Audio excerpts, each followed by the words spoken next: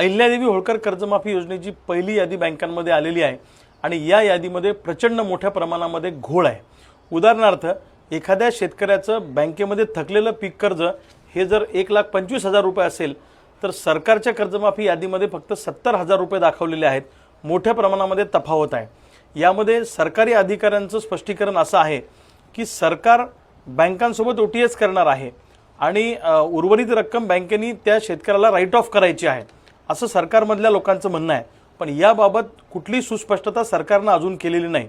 त्यामध्ये काही अधिकाऱ्यांचं म्हणणं असं आहे की 30/9/2021 रोजी अगर तत्पूर्वी एनपीए झालेली जी खाती आहेत याला 35% रक्कम सरकार देणार आणि उरलेली जी रक्कम आहे ही बँकेने राईट ऑफ करायची आहे। यामध्ये त्यांनी 2022, 2023, 2024 आणि 2025 वेगळ्या वेगळ्या वर्षी थकीत झालेली जी पीक कर्ज आहेत त्याच्यासाठी 55%, 70%, 85% रक्कम सरकार देणार असं म्हटलेलं आहे।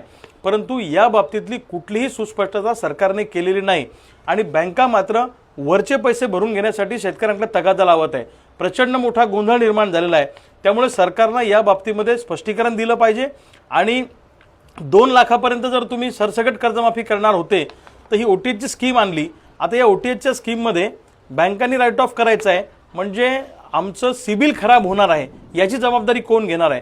त्यामुळे सरसकट कर्जमाफीचा जो सरकारने शब्द दिला होता तो सरकारने पाळला पाहिजे असं आमचं स्पष्ट मत आहे आणि हा जो कर्जमाफीच्या याद्यांमध्ये प्रचंड मोठा गोंधळ तयार झालेला आहे हा गोंधळ दूर केला पाहिजे अशी आमची मागणी आहे। दुसऱ्या बाजूला रेग्युलर कर्ज भरणारे जे शेतकरी आहेत त्यांना 2 लाख रुपये प्रोत्साहनपर अनुदान दिलं पाहिजे ही एक आमची मागणी आहे। आयटीआर भरणाऱ्या शेतकऱ्यांचाही कर्जमाफीमध्ये समावेश केला पाहिजे आणि तिन्ही कर्जमाफीतून जे लोक सुटले त्यांचाही या कर्जमाफीमध्ये समावेश केला पाहिजे। ज्यांचं पुनर्गठन केलं त्यांचाही समावेश या कर्जमाफीमध्ये केला पाहिजे ही सुद्धा मागणी या निमित्तानं महाराष्ट्रातल्या शेतकऱ्यांची आहे। सरकारनं आमच्या मागण्यांच्या बाबतीत विचार केला नाही तर प्रचंड मोठं आंदोलन येणाऱ्या काळामध्ये शेतकऱ्यांच्या महाराष्ट्रामध्ये उभं राहणार आहे। शेतकरी कर्जमाफीच्या याद्या आल्यानंतर शेतकऱ्यांची प्रतीक्षा होती ती म्हणजेच की आमचं नाव या यादीमध्ये आहे का। पहिल्या यादीतून ज्यांचं वंचित राहिलेलं अथवा ज्यांच्या अर्ज प्रक्रियेत आहेत अशा शेतकऱ्यांचे लक्ष दुसऱ्या यादीकडे आहे। ही दुसरी यादी ऑगस्टच्या दुसऱ्या आठवड्यामध्ये महाईटी पोर्टलवरती प्रसिद्ध करण्यात येणार आहे असे माननीय कृषी मंत्री आपले दत्तात्रेयजी भरणे यांनी जाहीर केलेले आहे। मात्र राज्यातील बँकेंनी महाईटी प्रणालीवर 31.17 लाख कर्ज खात्यांची माहिती अपलोड केलेली आहे। त्यातून पुढील टप्प्यातील पात्र लाभार्थ्यांची निवड करण्यात येत आहे।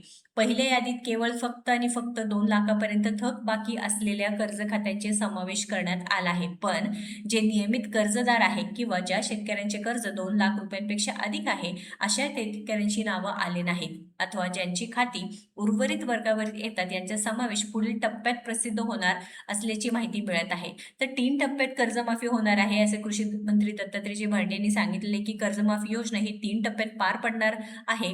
ऑगस्टच्या अखेरपर्यंत ही प्रक्रिया चालण्याची शक्यता आहे। पहिल्या टप्प्यात 553 आणि नंतरच्या टप्प्यात 16,95,000 शेतकऱ्यांचा समावेश होता।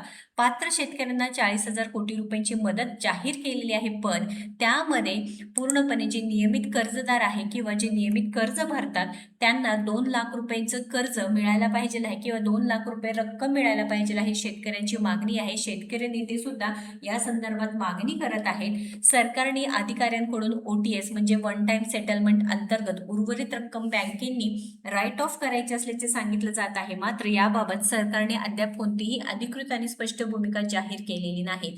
क्रांतिकारी शेतकरी संघटनेने स्पष्ट मागणी केली आहे की सरकारने दिलेला शब्द पाळत 2 लाख रुपयांपर्यंत संपूर्ण कर्ज म्हणजेच मुद्दल आणि व्याज विनाअट सरसकट माफ करावे।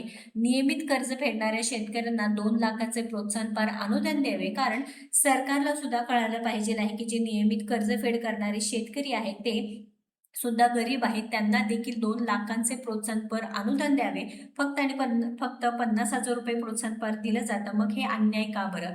अरे जे काही आयटीआर भरणारे शेतकरी आहे किंवा तिन्ही कर्जमाफी योजनांमधून वंचित राहिलेले तसेच पुनर्गठन कर्जधारक शेतकऱ्यांना या योजनेचा लाभ द्यावा असे देखील मागणी आहे। तर कर्जमाफीच्या नावाखाली हातचालकी करून शेतकऱ्यांची फसवणूक करणाऱ्या प्रयत्न जर झाला तर क्रांतिकारी शेतकरी संघटना संपूर्ण महाराष्ट्रातील शेतकऱ्यांना घेऊन तीव्र आंदोलन उभारण्यास राहील. सरकारने गोंधळ नव्हे तर स्पष्ट निर्णय द्यावा, असे दिलेले शब्द पाळावा, असे देखील शेतकऱ्यांची मागणी आहे. तुमचं मत काय आहे शेतकऱ्यांनो? नक्कीच आपल्या कमेंट बॉक्समध्ये कमेंट करून सांगा. तुमच्यावर देखील अन्याय झाला आहे का हे लगेच स्पष्ट करायचं आहे.